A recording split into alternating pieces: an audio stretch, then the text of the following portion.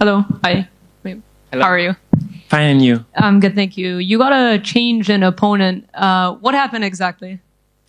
My last opponent was have an injury, I think, and he can't come to fight with me against me.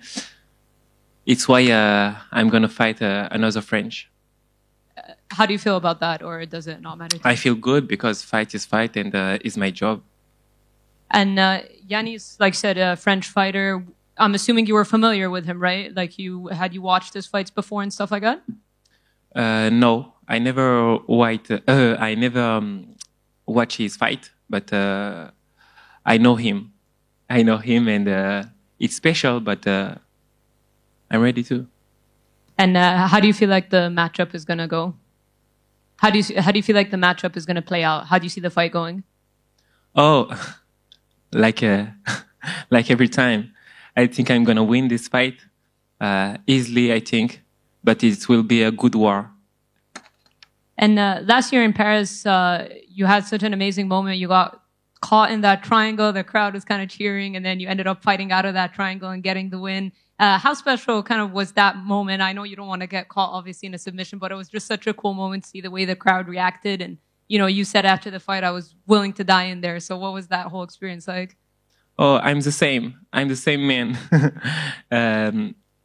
My friend called me no tape.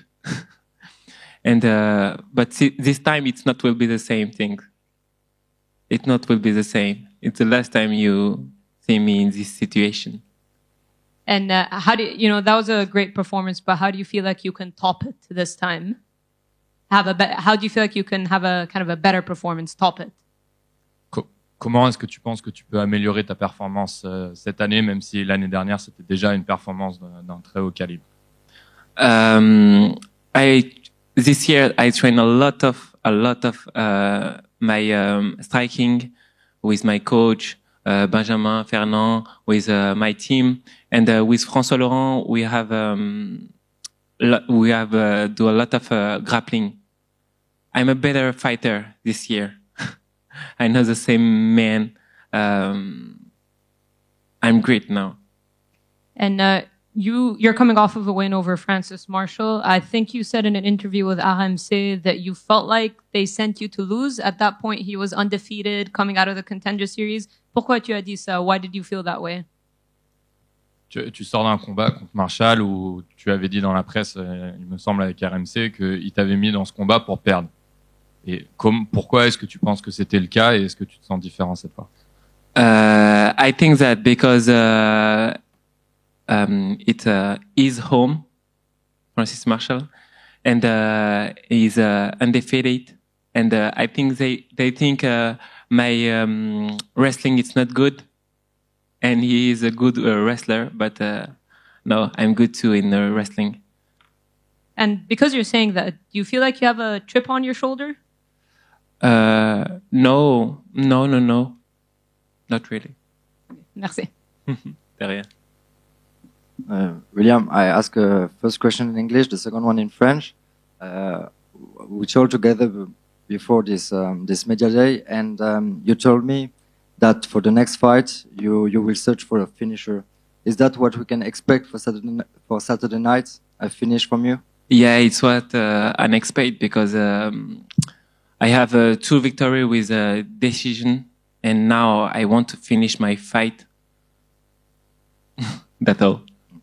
Et pour le public français aussi, une autre question. Est-ce que tu peux nous parler un peu des coulisses de ton remplacement de combat? Donc, on pensait lundi qu'on ne te verrait pas samedi. Au final, il y a eu tout un changement de la carte et Laure Lapillus a aussi pu avoir un combat.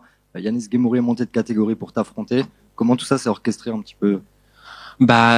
Franchement, avec Taylor, on s'est dit qu'on allait tout simplement faire comme si on allait combattre, rien changer, continuer notre préparation, continuer notre perte de poids, et c'est ce qu'on a fait. Et au final, voilà, ça a payé. Là, on est en bonne forme et on n'a pas trop stressé. Voilà, tout va bien, vraiment.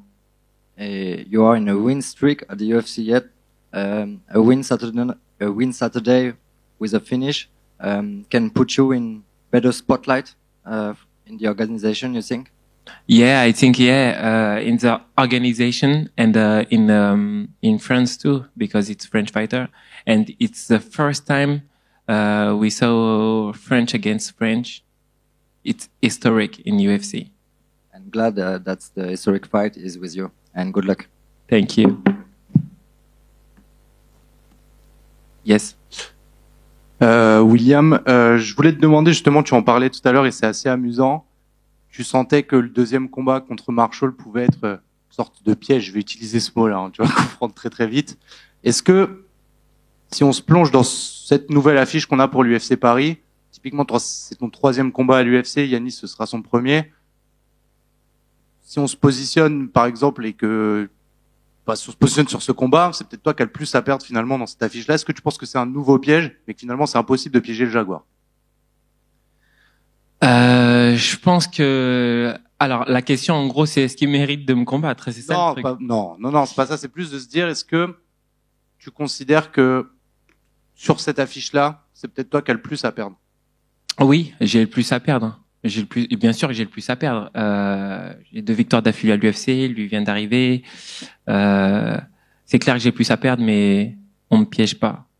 On me piège pas. Je suis là pour chasser, pas l'inverse. J'ai une autre question, c'est à quel point ça peut être satisfaisant de contrecarrer les plans dans lesquels on te dit que tu as été potentiellement envoyé pour perdre et finalement c'est toi qui t'imposes à la fin.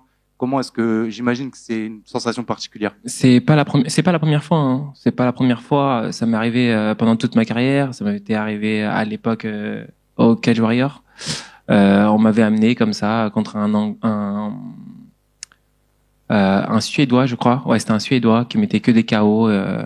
Moi, j'avais pas combattu depuis 2 ans. On s'est dit bon tiens, viens, on va le ramener lui pour que je prenne un KO.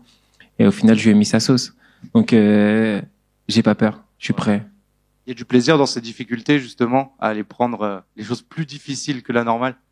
Bah, en fait, le truc, c'est que j'aime bien quand les gens ne croient pas en moi ou doutent de moi. Ça me donne encore plus de force. Parce que moi, je sais ce que je vaux et c'est tout ce qui compte. Ça marche. Merci, William. Bonne chance. Merci. Bonjour, William. Bonjour. Alex de Wong. On a Morgan Charrière qui vient de signer assez récemment à l'UFC, avec qui tu as fait un super combat au 100% Fight à tes débuts. Est-ce que c'est un combat qui te tiendrait à cœur dans un futur proche ou pas à l'UFC? S'il gagne ses combats, s'il avance, s'il est dans le top comme je le serais, ouais, pourquoi pas. Après, c'est pas un combat qui me tient à cœur. C'est du business. Merci. William, je voulais savoir, est-ce que tu penses que tu vas avoir un avantage du fait que Yanis, en fait, il était 61 kilos et qu'il va boxer à 66? Non, je me fie pas trop au poids parce que dans tous les cas, il n'arrivait pas à faire 61 kilos pour ce combat. Donc, c'est un 66 en vrai. Hein. C'est un 66 qui essaie de se battre pour aller en 61, mais ça fait plusieurs combats qu'il fait à 65 ou 66 kilos. Donc c'est un 66. Donc non. Est-ce que nous les Français, on aime bien les chocs franco-français. Est-ce que toi, t'aimes bien aussi? Moi, c'est différent. Maintenant, j'aime bien les étrangers. J'aime bien taper sur la tête de ceux qui vivent à l'extérieur du territoire. Mais non, ça me va aussi. Ça me va aussi. Tant que ça fait plaisir au public français, moi, ça me va. Dernière question aussi. Du coup, changement d'adversaire, ça fait aussi changement de game plan, j'imagine? Changement de game plan. Après, pendant ma préparation, on avait j'avais un adversaire qui ressemble beaucoup à Yanis Guémori. Donc c'est cool. Vraiment dans le même style où il envoie beaucoup de jambes et tout ça. Donc en vrai, je me suis toujours préparé pour ce combat, on dirait bien. Ok, merci. Bonjour William, Fred pour Gong. Bonjour. Désolé pour les non-initiés, enfin les non-spécialistes, je vais parler un peu chinois. Tu as commencé par le Sanda. Oui. Donc c'est de la boxe pied-point projection. Est-ce que tu penses que c'était la meilleure façon de commencer le MMA? Est-ce que tu n'as jamais regretté ça?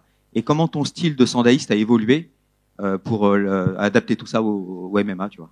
Franchement, encore aujourd'hui, je pense qu'il n'y a pas mieux que le Sanda pour commencer le MMA. Encore aujourd'hui, parce que tout simplement, j'ai fait mon premier combat de pancrace sans faire du MMA. Je faisais que du Sanda et je m'en suis super bien sorti. Donc, non, je pense que c'est un sport vraiment fait pour débuter en gros les sports de combat. Donc ensuite, j'ai fait beaucoup de sports de combat. Attention, j'ai fait de la boxe anglaise, du JJB, de la lutte gréco-romaine. Enfin, j'ai vraiment fait beaucoup de choses, Muay Thai, afin d'être prêt pour le MMA, quoi. Faut tout faire. D'accord. Une autre question aussi. Tu j'ai remarqué que tu avais un style plus forcément, mais bon, t'étais plus débridé, plus agressif, plus violent au début, malgré tes origines de sandaïste, parce que le sanda c'est très tactique comme sport. Ouais. Et comment t'as corrigé ça? Est-ce que c'était ton vrai caractère qui ressortait, par exemple, dans tes premiers combats, enfin au 100% ou etc. Est-ce que t'as vraiment dû corriger, prendre sur toi? Comment ça a évolué, tu vois, mentalement à ce niveau-là? J'ai pris de la maturité, c'est-à-dire que je pense qu'il y a une recette pour gagner. Il y a une recette pour gagner, donc c'est pas juste de la bagarre, là c'est de la tactique, c'est un combat. Un combat, ça se fait intelligemment. C'est comme une guerre, on va pas tout envoyer tous ces soldats d'un coup. Ça serait, ils vont se faire ratatiner, on va les envoyer différemment sur différents postes. Donc je pense que c'est aussi ça, faut être malin, faut être tactique pour combattre. Et on prend ça avec le temps, au fil des combats, et voilà. Je te remercie, William, je te souhaite un super combat. Merci. Ouais, William, là, tu commences à punchliner salement, tu commences à être à l'aise au micro comme jamais. Tout ça te vient, ça, c'est seulement le fait que tu es de plus en plus à l'aise, même médiatiquement, c'est le fait que tu es de plus en plus à l'aise à l'UFC, dans tes combats de manière générale. Qu'est-ce qui fait que tu commences autant à être en confort, même au micro, etc. Je pense que j'ai toujours été assez confort au micro. Mais oui, c'est vrai qu'avec le temps, avec les victoires, et puis l'UFC je commence à m'habituer aussi à l'UFC et à tous les médias. Bien sûr, c'était tout nouveau pour moi la première fois, donc forcément, j'étais un peu déstabilisé. Mais je te dis aussi que la chose qui est très différente, c'est que la dernière fois que je suis venu ici dans cette pièce, je vous voyais que d'un œil vous tous. Je vous voyais double et j'arrivais pas à vous trouver. Donc c'était assez compliqué comme j'avais mon problème avec ma maladie. Et là, je vous vois parfaitement, donc je suis pas stressé, je suis bien.